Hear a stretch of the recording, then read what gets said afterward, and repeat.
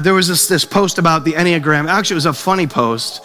You know, he asked, this guy is actually an Enneagram post. If you don't know what the Enneagram is, it's sort of a personality test, which I'm just not a fan of personality tests because God's not interested in your personality. I mean, he is, but like he's going to look at your personality and then he's going to call you into a space that is incredibly uncomfortable for your personality. That's what he does. So he asked ChatGPT to roast all of the Enneagram types, and it was hilarious. I loved it. I posted it. But then I gave some commentary on that because, God calls you to places where you don't feel comfortable. I am a raging introvert, and people have a hard time understanding that. I get recharged alone to a probably ungodly degree.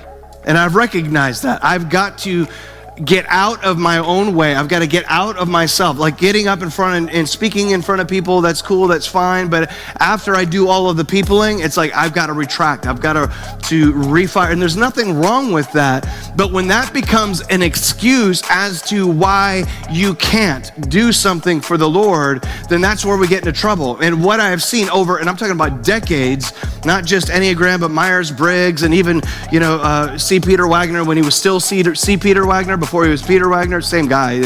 He dropped the C, and he did these a guide where you could find your spiritual gift. And so people would say, "Oh, I'm spiritually gifted in this way, but I'm not in that way, so I'm not going to do that. That's just not my gifting." God doesn't care what your gifting is.